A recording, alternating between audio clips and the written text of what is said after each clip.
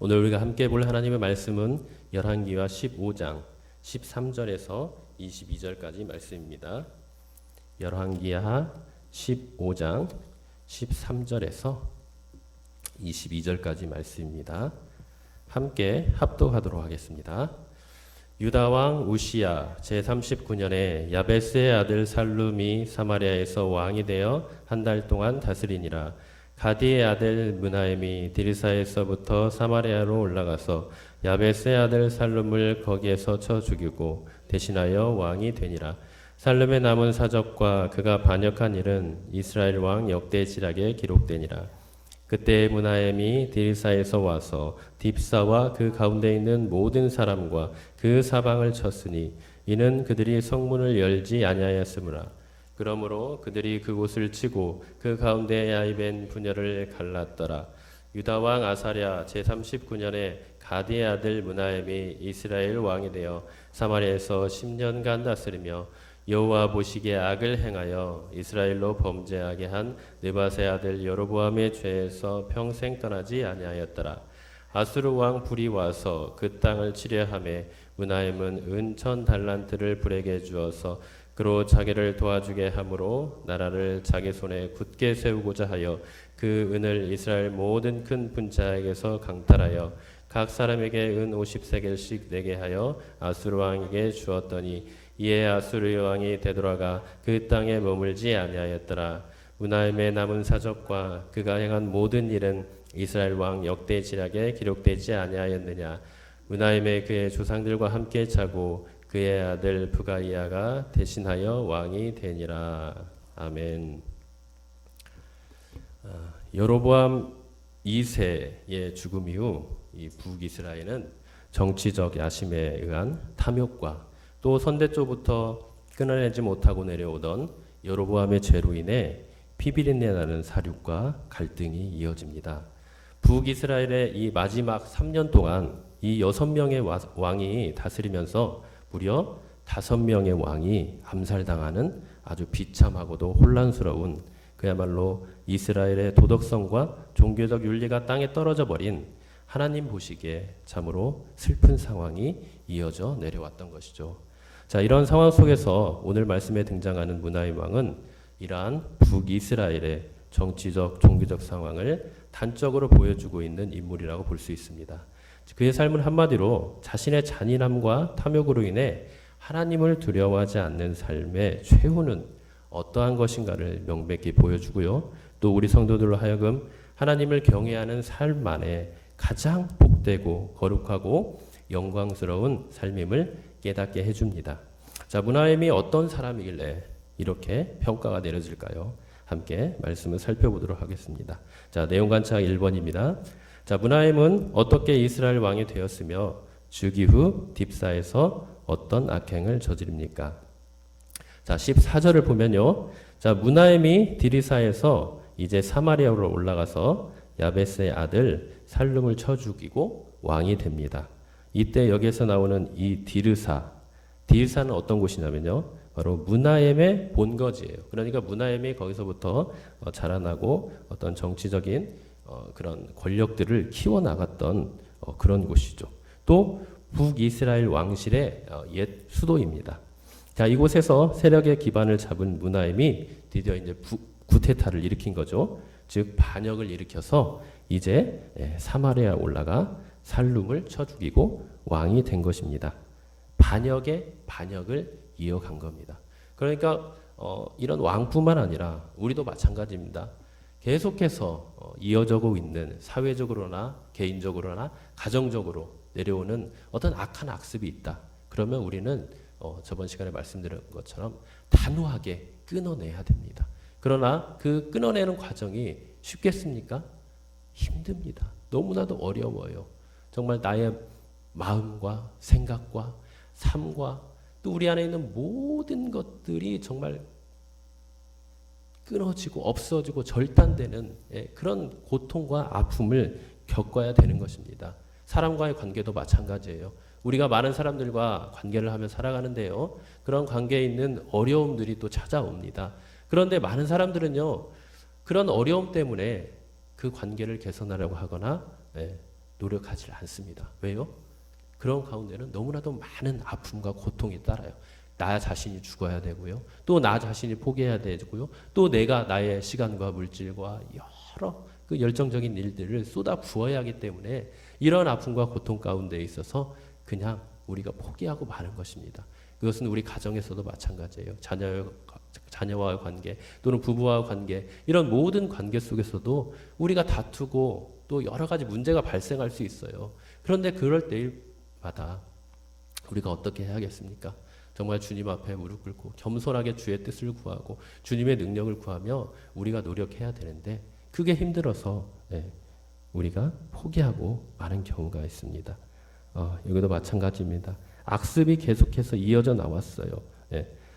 예루살렘, 북이스라엘 마지막 이 30년 동안 무려 이 6왕이 있었는데 5명이 암살을 당하고 죽이는 그런 고통과 아픔이 있었던 것이죠. 이런 악습들이 이어나올 때마다 우리는 이것을 끊어내야 되는데 북이스라엘은 끊어내지를 못했어요. 그러다 보니 계속해서 이런 죽음과 살육의 악습이 이어져 내려왔던 것이죠. 그야말로 정치적인 혼란, 또 탐욕의 대물림, 이것들이 계속해서 이어져 내려온 것입니다. 자, 그러면 문하햄이 왜 이런 반역을 저질렀을까요? 문하햄에 대해서 알아보니까 이 문하햄은 그 살룸이 죽였던 왕인 스가랴 왕의 부하였습니다. 부하. 그러니까 어떻게 보면 이 스가랴가 문하햄이 그 자기의 왕을 죽였던, 자기가 섬겼던 왕을 죽였던 이 살룸을 죽인 이유는 어떻게 보면 개인적인 그런 원한과 감정이 있었다고 볼 수 있어요. 하지만 그러니까 이제 그런 복수심이 있었던 거죠. 하지만 이것은 어떻게 보면 명목상의 이유입니다.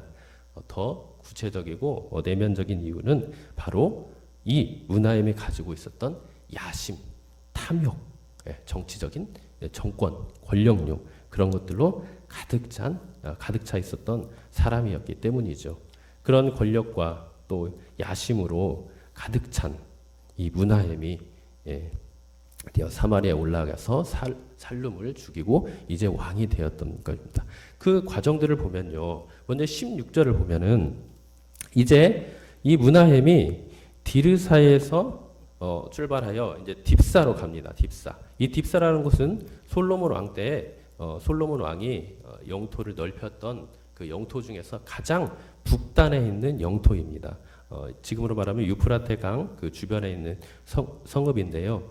이곳은 애굽과 메소포타미아 그리고 아랍 지역을 연결하는 이 교통과 상업의 중심지였어요. 그러니까 굉장히 지리적으로나 또 선대 왕인 이 솔로몬 왕이 넓혔던 그런 어떤 영광, 그런 것들을 굉장히 회복시키고 싶었던 거예요. 그래서 그 중요한 영토를 회복시키자 이제 딥사로 가서 그 딥사를 이제 정복을 하게 되는데요. 근데 이 참 그곳을 치는 이 모습들을 보면 이 문하햄이 어떤 사람인가를 우리는 분명히 알 수가 있어요. 자, 16절에 보면은 중간에 어떻게 그곳을 딥사를 정복했습니까? 거기에 있는 모든 사람과 그 사방을 쳤다, 이렇게 나오죠. 이것을 보면은 그냥 친 게 아니에요. 모든 사람들을 다 죽였다는 겁니다. 잔인하게 살인을 했다는 거예요. 그것뿐만 아니라 뒤쪽으로 보면은 또 뭐라고 나옵니까? 심지어는 아이벤 부녀까지 갈랐더라. 이런 경우가 굉장히 많아요. 아이벤 부녀를 가르는 건요, 이방 사람들이 예루살렘 쳐들어왔을 때 그 이방 나라 사람들의 잔인함과 포악성을 나타날 때 쓰는 그런 사건들이었는데, 지금 보면은 이스라엘의 하나님을 섬기는 이스라엘 왕이라는 사람이 어떤 일까지 벌입니까? 그런 이방 나라의 사람들이 하는 그런 잔인함까지도 보였다는 거예요. 자, 이것을 보면은 이 문하햄이 어떤 사람인가를 우리는 알 수 있습니다. 성격적으로는 굉장히 잔인한 사람이었습니다. 하지만 이것은 성격의 문제가 아니죠. 무엇입니까? 바로 신성국가인 하나님이 다스린 나라의 주인이신 하나님을 무시하고 그분을 두려워하지 않고 그분께 순종하지 않는 완전한 교만과 불순종의 삶이라고 할 수 있습니다. 우리는 이 문하엠의 모습을 보면서 우리 자신을 잘 깊이 들여다볼 줄 아는 성도님들이 되어야 될 줄 믿습니다. 우리가 살아가는 데도 마찬가지예요.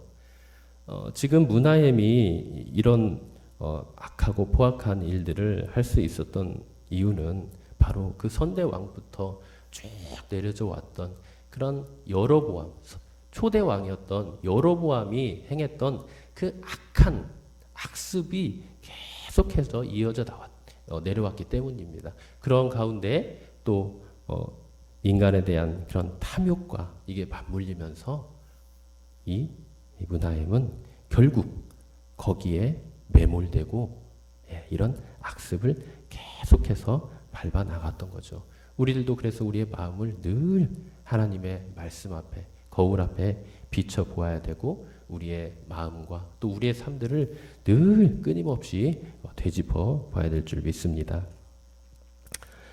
이 문하엠의 행동은요, 어떻게 보면 개인적인 이 문하엠의 모습이라고도 볼 수가 있지만 어떻게 보면 영적이고 또 도덕적으로 타락해버린 그 북이스라엘의 상황을 단적으로 보여준다고 할 수가 있습니다.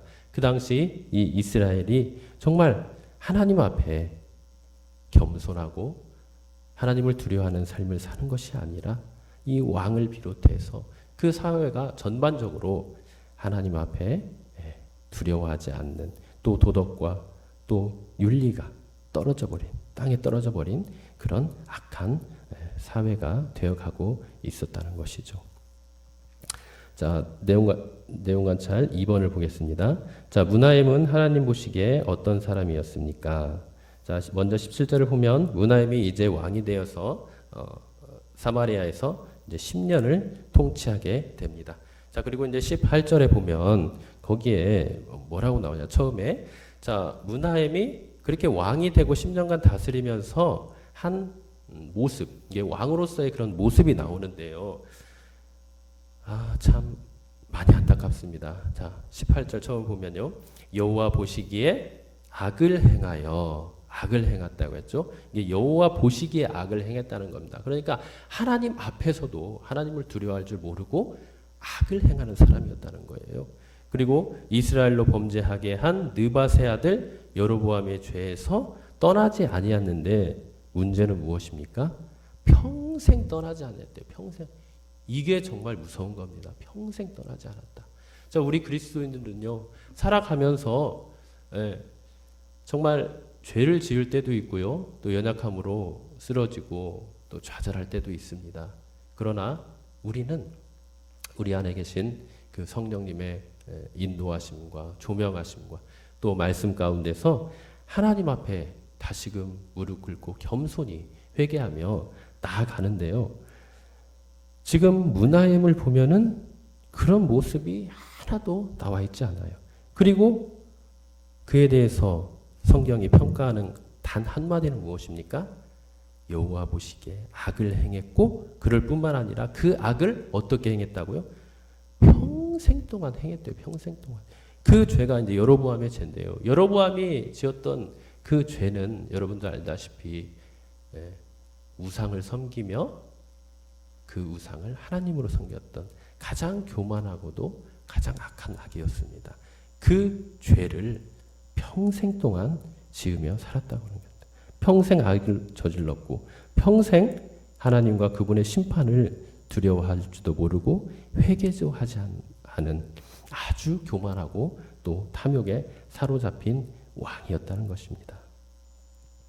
참 이 모습을 보면은 우리가 어떠한 삶을 살아야 할 것인가 다시 한번 생각하게 됩니다. 이 평생이라는 말, 이 말 속에서 우리는 우리가 살아가는 이 믿음의 삶이라는 것이 어떠한 삶인가를 다시 한번 깊이 깨닫습니다. 우리는요, 예수 그리스도를 믿어서 구원받은 주님의 거룩한 백성입니다. 그렇죠? 그런데 이 거룩한 백성의 삶은요, 그 구원받아 예수님을 믿고 구원을 받은 그 순간으로 끝나는 게 아니에요. 주님이 오시는 그날까지 또 우리가 이 땅을 살아가는 그날 평생 동안 우리가 가꾸고 이루어 가야 될 그런 삶인 것입니다.